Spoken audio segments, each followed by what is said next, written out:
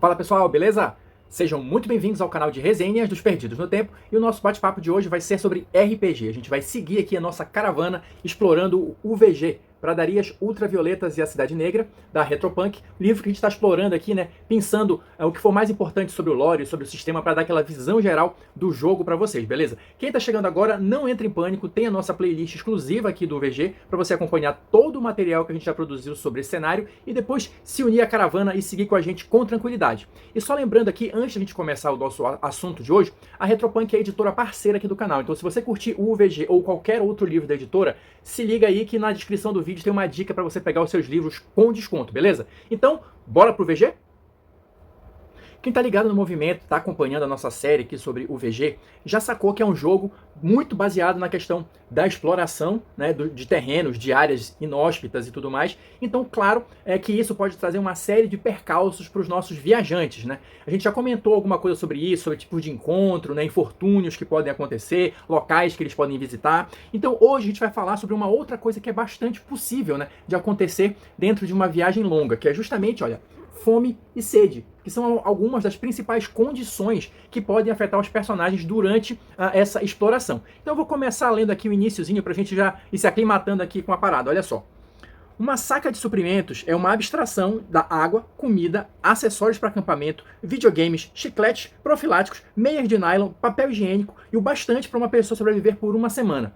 A gente já comentou um pouquinho sobre essa questão de saca, né, suprimentos e tudo mais. O VG, ele usa muitas medidas e muitas coisas abstratas, né, pra gente não perder tempo anotando equipamentos. Por isso que ele dá todos esses exemplos malucos, assim, de coisas que podem ser importantes para que o seu personagem, ou para que a caravana que ele faz parte, sobreviva, né, nas pradarias ultravioletas pelo tempo, que também é uma medida diferente que eles utilizam aqui, de uma semana, né. Já comentamos especificamente tanto sobre o tempo, sobre quanto as sacas, mas o detalhe aqui é o que acontece quando falta isso, quando falta a saca, quando falta o alimento, quando falta aquilo que é necessário para o seu personagem sobreviver na vastidão das pradarias ultravioletas por um longo tempo. É isso que a gente vai ver a partir de agora.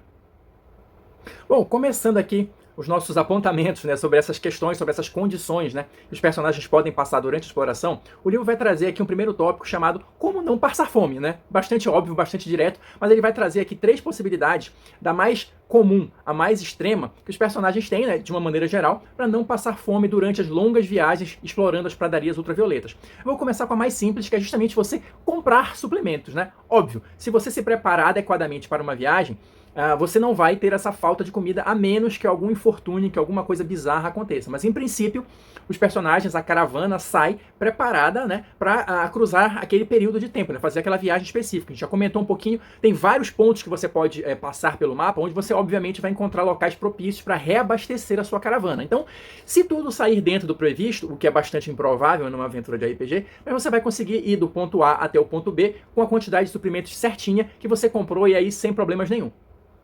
A segunda possibilidade é forragear, ou seja, procurar alimentos ali durante a viagem. Isso pode ser necessário por N motivos. A sua caravana pode ter atrasado por algum infortúnio qualquer e a quantidade de suprimentos que era suficiente agora não é mais. Vocês podem ter perdido os suprimentos também em decorrência de algum encontro, alguma coisa assim. E aí vocês vão ter uma opção é procurar comida. Muito embora as pradarias de uma maneira geral elas sejam locais vastos e inóspitos, pode ser que vocês tenham sorte aí para encontrar alguma coisa. Isso obviamente vai envolver aí um pouquinho de aleatoriedade, alguns testes e tudo mais, e aí vocês têm uma opção de ou seguir por outro caminho, né, desviar o caminho em busca especificamente de comida, né, ou seguir ali tentando chegar no destino e procurando só nas imediações. Mas de qualquer modo, isso vai ficar a cargo da sorte se vocês vão conseguir encontrar comida ou não. E a terceira opção para não passar fome é a mais extrema delas, que significa justamente você devorar alguma coisa da caravana, né? Então isso vai desde devorar a sua própria carga, dependendo de qual seja ela, né? Você pode devorar algum animal de rebanho que faça parte ali da caravana, algum animal de tração, ou você pode, inclusive, dependendo aí de como você queira levar o seu jogo, devorar outro membro da expedição, né? Enfim, claro, isso tem consequências. O cenário de UVG, ele é baseado naquelas questões pós-apocalípticas, de sci-fi, de mundo devastado, então cabe um monte de coisa e cabe inclusive a você e ao seu grupo como lidar com essas situações. Se você quer levar o seu jogo para um lado mais leve, para um lado mais divertido, que é a proposta geral do cenário, ou se você quer adotar um tom mais sombrio aí de repente, né? Enfim, se o grupo decidir buscar por alimento na vastidão, o livro vai trazer aqui, olha, uma seção chamada justamente Forragear pela Vastidão, que vai trazer algumas regrinhas simples de como isso vai ser resolvido com jogadas de dado. Então, primeiro eu vou ler um trechinho aqui para vocês, olha só. A caravana desiste completamente do destino e se concentra em sobreviver. A cada semana, um herói diferente faz um teste relevante, como os testes de infortúnio. Assim, cedo ou tarde, todos terão contribuído para a sobrevivência nas pradarias. Livrar-se do peso morto antes que os testes sejam feitos podem ajudar. Ou seja, aqui vai lembrar um pouquinho a mecânica que a gente já comentou aqui de infortúnios, né? Como o VG usa essa ficção de tempo de semana, você vai fazer o teste para representar o que aconteceu durante aquela semana de buscas. E claro, também partindo de uma outra regra geral, quanto maior o seu resultado no dado, melhor. E a gente vai ter aqui na sequência, olha, uma tabelinha. Você vai jogar um D20 fazendo o teste relevante, que ele chama aqui, né? Nesse caso, ele indica que seja um teste de inteligência. E aqui você vai simplesmente jogar o D20, se você tiver algum bônus ou não, enfim, vai somar e ver aqui qual é o resultado final para decidir o destino da caravana naquela semana. Então, só para pensar aqui alguns exemplos. Se você tirar 1, né? Você não encontra nada. Passe um D6 dias para encontrar um D4 menos 1 em suprimentos. Lembrando que esses dias extras, né, que ele vai indicando aqui na tabela, você vai computando aí até que eles formem semanas para ver quanto tempo de atraso ou quanto tempo a mais a sua caravana levou para completar aquela viagem, né? E se você tirar aqui 20, né, ou mais, que é o melhor resultado possível, vamos lá. Um oásis abundante no meio do deserto. Você consegue alimentar e reabastecer a todos. E ainda adiciona 2D4 em suprimentos. Ou seja, no final das contas, como eu falei mais no início, vai ser baseado na sorte aqui o negócio, né? Se você tem um bom nível de inteligência, com certeza você tem uma chance um pouquinho melhor. Mas a gente sabe que os dados às vezes podem ser cruéis. E só para a gente fechar esse ponto aqui, uma última informação. O livro vai trabalhar também com a quantidade fictícia, né, de alimento que você consegue encontrar a partir desse teste. Ele parte do princípio que isso é suficiente para alimentar 10 bocas, considerando os personagens, NPCs, animais e etc e tal. E ele vai considerar aquela questão da saca também, né? Você vai encontrar o que for necessário para a sobrevivência de cada indivíduo. Então, por exemplo, se você tem animais que vão comer pasto ou algum tipo específico de alimento, se você for bem sucedido no teste, considere que você encontrou alguma quantidade daquilo ali suficiente para alimentar os animais, né? Partindo desse princípio. Cada teste bem sucedido são 10 bocas que você consegue alimentar.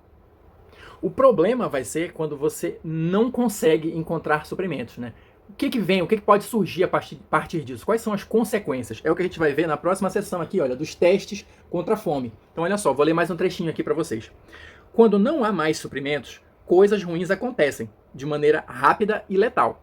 Em regiões sem pasto, os animais também precisam fazer testes. Então aqui, como é que vai funcionar? Como eu falei, a gente vai fazer uma rolagem de dados aqui por semana, né, para ver o que acontece. Mas como é que funciona isso na prática? Qual vai ser a dificuldade desse teste? Tem alguma coisa que me ajude a organizar isso melhor? Tem. Tem uma tabelinha aqui, olha, que justamente vai te dar uma indicação a partir da quantidade de suprimentos, como é que você deve proceder nesse teste. Então, olha só, se as rações da sua caravana estão completas, você não precisa fazer teste, óbvio, tá tudo bem. Se acontece alguma coisa e você tem rações pela metade, ou seja, né, uma saca, por exemplo, para 2 humanos, só pra gente ter uma ideia, né, já que uma saca é a medida fictícia suficiente para alimentar uma pessoa por uma semana, se vocês têm rações pela metade, vocês vão fazer um teste fácil. O teste de resistência vai ser fácil. Se você tiver 1/4 de rações, já vai ser moderado. E se vocês tiverem sem suprimentos, sem nada para comer e beber, vai ser um teste difícil. E claro, dependendo do resultado do teste, ou se a situação de vocês for piorando, os personagens vão começar a ter efeitos, né, penalidades nas mecânicas de jogo também. Então olha só, nesse teste de resistência aqui, que a gente acabou de ver, se os personagens tiverem sucesso, preste atenção, se eles tiverem sucesso, olha o que acontece. Os atributos físicos são reduzidos em 1d4 mais 1. E aí, eles sofrem desvantagem em todos os testes físicos, mas os heróis não podem morrer com esse efeito, tá? Isso aqui é para emular aquela questão deles estarem debilitados cada vez com mais fome, com mais cansaço e etc. Isso aqui, claro, partindo do pressuposto que eles já têm déficit de alimentação, tá? Lembra que se tiver tudo ok, não precisa fazer teste nenhum. E se eles falharem nesse teste, né? Se com sucesso já teve todas essas consequências, o que acontece se eles falharem? Olha lá. O herói está faminto. Os atributos físicos são todos reduzidos a 0. E os atributos mentais são reduzidos em 1d4 mais 1. E a partir daí os personagens vão ter desvantagem em todos os testes. O movimento fica mais lento também da caravana. E com esta condição de faminto, os heróis podem morrer pela fadiga que começa a advir a partir da condição de faminto. A gente já comentou aqui um pouquinho mais no início a questão da fadiga, né? Os personagens têm pontos de vida, mas de fato o que vai matando eles é justamente quando eles chegam nas condições que começam a afetar e produzir fadiga.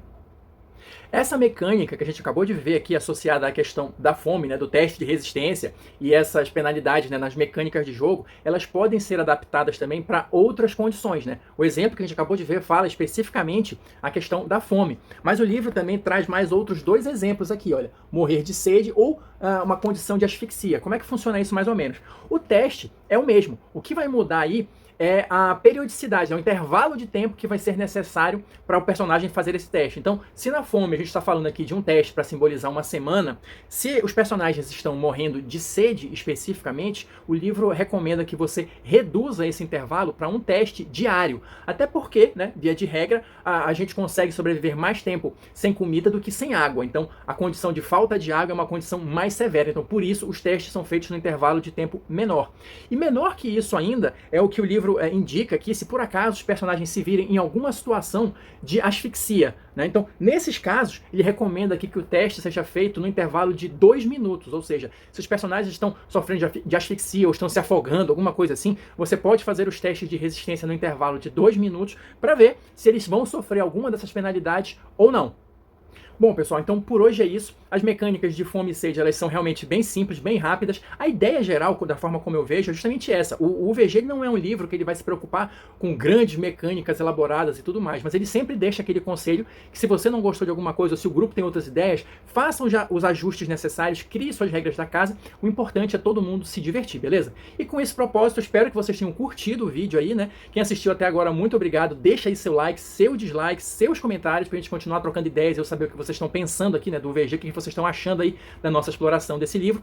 Quem quiser continuar com a gente, no vídeo seguinte a gente vai falar, olha, de morte e acaba no UVG. Que diabos é isso? Descobriremos no próximo vídeo. Se você não quiser perder, já se inscreve aí, ativa o sininho, beleza? E a gente se encontra na próxima resenha.